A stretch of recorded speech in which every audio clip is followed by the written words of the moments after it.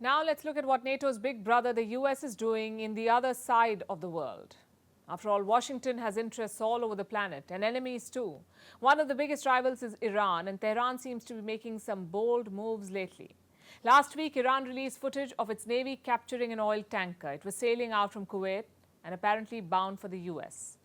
Then 2 days ago, the US says a second tanker was captured.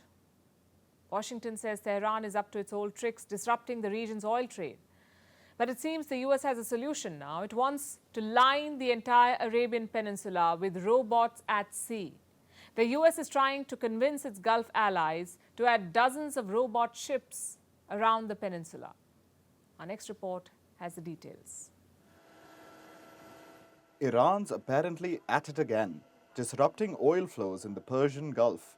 Last week, Iran's navy seized an oil tanker near the Gulf nation of Oman. It was called the Vantage Suite. Iran's state media even released this video showing the capture. The tanker was flagged to the Marshall Islands. It's a small island nation in the Pacific Ocean. Why did Iran capture their oil tanker? Reports say it's because of where the tanker was headed. It set sail from Kuwait and was bound for Houston, Texas in the US. Basically, Iran captured an American oil shipment. Then Tehran allegedly did it again this week. This time the US released this footage. It purportedly shows Iran's Revolutionary Guard surrounding an oil tanker.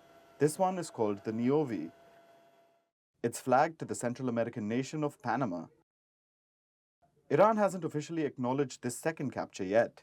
Now the question is, why is Iran stalling US oil deliveries?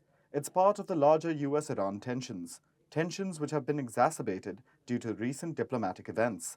Iran's long-standing rivalry with Saudi Arabia is ending. China brokered a deal to normalize ties between the two nations. Then, there's the Gulf nations trying to bring Syria back into the Arab fold. Syria's ruling regime is allied with Iran. Basically, tensions between the Arab Gulf nations and Iran are going down. It leaves Iran with more time to focus on other problems, namely the US.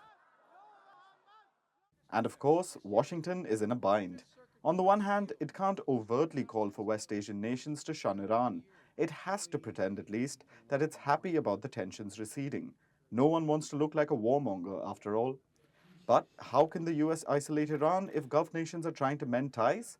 Bring up oil security, of course. Washington wants to surround the Arabian Peninsula with robots at sea. The US Fifth Fleet is based in Bahrain. It actually leads international coalitions from the Gulf nation. As part of this alliance, the US has already deployed over 50 robots at sea in the region. These are also called unmanned surface vehicles, or USVs. Basically, naval drones that float on the ocean surface. The US says it's a cheap way to have eyes on Iran's navy at all times. Cheap, of course, is subjective. The robots cost between $800,000 to $3 million. But they might well be within budget for America's oil-rich Gulf allies. It's even incentivizing the robots by removing red tape. They're exempt from America's lengthy foreign military sales process. The Gulf nations can snap these up quick. Despite this, the robots don't have too many takers. So far, only Bahrain and Kuwait have publicly announced plans to buy them. But the US is hopeful. It plans to have more than 100 sea robots patrolling the Persian Gulf by the end of this summer. And Iran's fuel tanker heists will definitely be used as a sales pitch for more robots at sea. Just hours to go for the coronation of King Charles. He waited 70 years for the throne. I'm sure he can wait another 24 hours. Can't say the same about his realm, though. Charles is not just King of the United Kingdom. He's the head of state in 14 other countries. Let me pull up that map for you. Charles is king in Canada and Australia, in New Zealand and the Bahamas, also in Solomon Islands and Papua New Guinea. These people did not pick the monarchy. It was forced upon them by British colonialism. We're talking about a different time here. Many young countries were confused about their future after independence, so sticking with the Queen may have seemed logical then. But now things have changed. The so-called realms are not young countries anymore. They are mature democracies. Some of them are rethinking their ties with the crown. They're wondering why they're getting a new king. Indigenous leaders from 12 Commonwealth countries have written to King Charles. They want him to do 3 things: apologize for colonialism, pay reparations using crown wealth, and return looted artifacts. I don't have a crystal ball, but I can say this for sure: Charles will do none of it. He has talked about acknowledging the mistakes of colonialism, but acknowledgement is one thing, apology is quite another. I know a sorry sounds like too little too late, but sometimes it can go a long way. Just ask UK Prime Minister Rishi Sunak. Last week, he was asked to apologize for British colonialism and the slave trade. He refused. Sunak says focus on the present, not the past. And that comment has been slammed by the Prime Minister of Belize. It's one of the 15 countries where Charles is king. The Prime Minister of Belize says Sunak should have apologized. He also says Belize will, quote-unquote, quite likely remove the monarchy. So 14 realms could soon become 13, 14 apart from the UK. Perhaps even less. Another country, Jamaica, is thinking along the same lines. There are reports of a referendum next year. If the public agrees, Charles will lose Jamaica as well. So it's a gradual process. Queen Elizabeth II lost 17 countries in her reign, like Sri Lanka, Barbados, Kenya, and Pakistan. Her son is on course to losing at least 2. Where does that leave the monarchy? In a precarious situation. But do you know what the irony is? It's the small developing countries that are ditching the crown. The so-called progressive Western countries are not. One reason for that is the process. It's extremely hard to abolish the monarchy. There are a lot of proposals, a lot of votes, a lot of campaigning. Take Canada, for example. If they want to abolish the monarchy, they need unanimous support from the House of Commons, from the Senate, and from all 10 provinces, which is why many experts feel nobody's interested. Same thing with Australia. They have a Republican Prime Minister in Anthony Albanese, but he too will swear loyalty to the king. I haven't changed my position on that, and I've made that very clear. I want to see an Australian as Australia's head of state. That doesn't mean that you can not have respect for the institution, which is the system of government that we have. You cannot respect and abolish something. The fact is, not every former colony has the same relationship with the crown. The likes of Australia and Canada may not mind the king, but the likes of Jamaica, Barbados, and Belize do. These are countries that really paid the price for colonialism, with slavery, with engineered famines, and with constant looting. For them, the crown is a painful symbol. So why not dash for the door? If they're scared of risking ties with the UK, just look at India. India is a former colony, but also a republic. Saying no to the crown did not hurt India's ties with the UK. Having said that, some residual doubts remain, like the Commonwealth of Nations, a group of 56 countries, including India. All of them are former colonies of Britain. By default, it is headed by the king or queen. And reports say the new king has a keen interest in India. He's visited 10 times already. His friends say he wants to visit again at the earliest opportunity. To do what exactly? Apparently, Charles loves Indian culture and practices like yoga. We say his interest is certainly welcome, but his royal legacy, not so much. India has long debated the relevance of the Commonwealth. It is not strategic, it is not economically helpful, and it has a burden, the burden of a traumatic past. So why bother holding on to it? Leaving the Commonwealth may not have material gains, but it will bring closure. As for the political fallout, New Delhi should not be worried. The Commonwealth is a relic of the empire, not the UK, the same UK that did not think twice before storming out of the European Union. If that was nationalism, then so is this. After a long week of toil and trouble, are you looking forward to some much-needed relaxation? Waking up late in the morning, catching up with friends, or binge-watching that Netflix series you've been meaning to? What about exercising, though? Are you looking forward to exercising as well? I know it's almost weekend, and you must be swimming in Friday feels. So you'd rather not discuss exercise right now. The sweat and tears that come with it don't really scream happiness. But hear me out. Even small amounts of exercise can have an outsized effect on your happiness. And why is that? Because of a secret sauce, one that is made up of something called hope molecules. Here's a report. Exercising is different for different people, but for some, it is a haunting New Year resolution, the guilt behind every burger, and the broken promise we constantly try to keep. Our relationship with exercise is just not working out because that itself can be a daunting exercise. Poetics aside, we have some data for you. More than a quarter of the world does not exercise enough, and despite all the resolutions we keep, there's been no improvement in global levels of physical activity since 2001. That being said, remember different countries exercise differently. So some are doing relatively all right. Citizens in the Netherlands are the most active.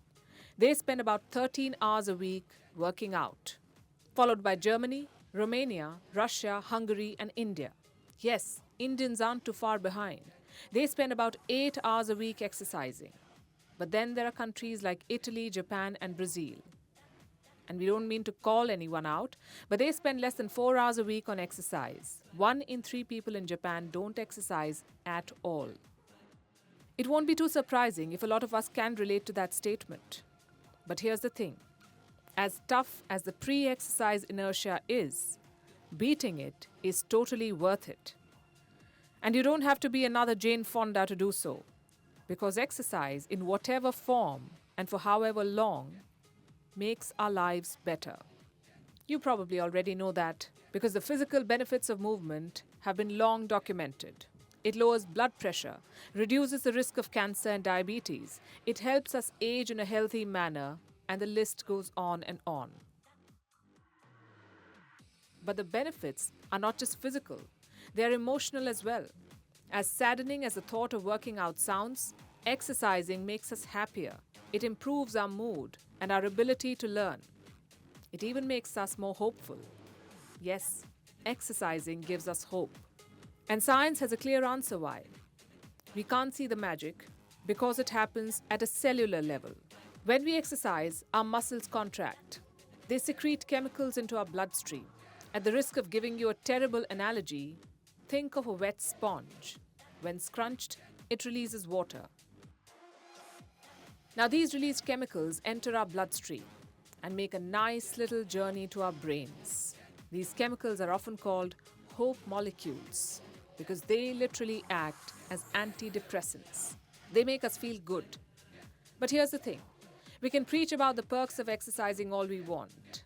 In reality, when we're feeling low, all we want to do is marinate on our couch and zone out in front of Netflix.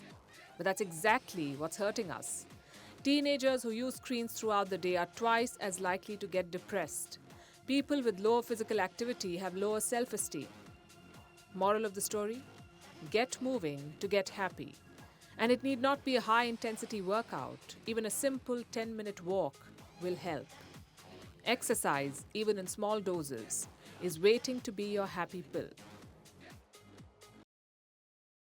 And now it's time for Vantage Shots, images that tell the story. Taiwan is conducting civilian drills to prepare for a Chinese attack. This is amid rising tensions between the neighbors. In Denmark, slackliners drew in crowds in the capital city of Copenhagen. They walked a 160-meter-long high line strung 15 meters above the ground. In Italy, Naples is exploding with joy. The city has finally won its first Serie A soccer title in over 3 decades. And now, taking you back in history, why is the 5th of May significant? Let's go back to the year 1961. Today, America sent its first astronaut in space, Alan B. Shepard Jr., who was launched 185 kilometers into space. He made a 15-minute suborbital flight. That'll be all for now. Thanks for watching. We'll see you on Monday.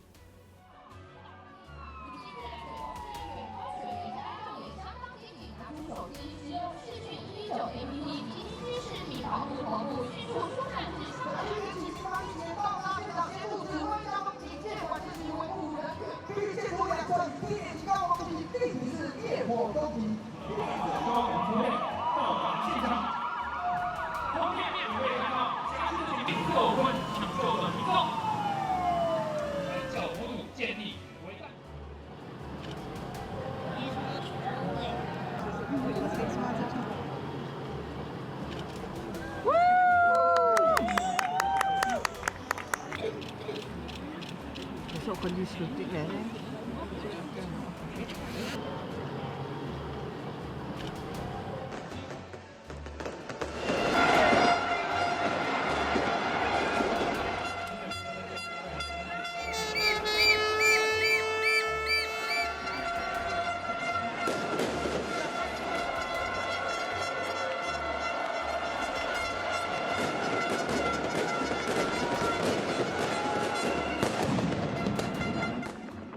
Some applause from the 120 or so people. He's going up with, I believe, Dr. Douglas and another technician, a spacesuit technician.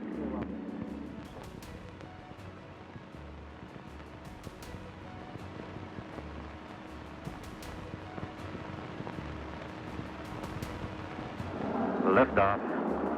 Liftoff at 34 minutes after the hour.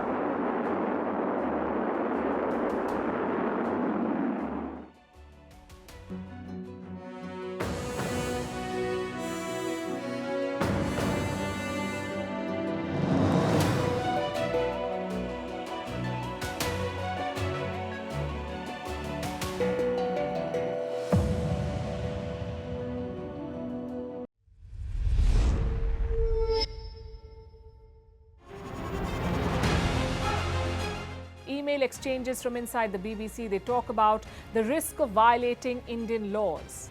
It's easier to rake up the freedom of speech debate, but does it give anyone a free pass to knowingly violate the law?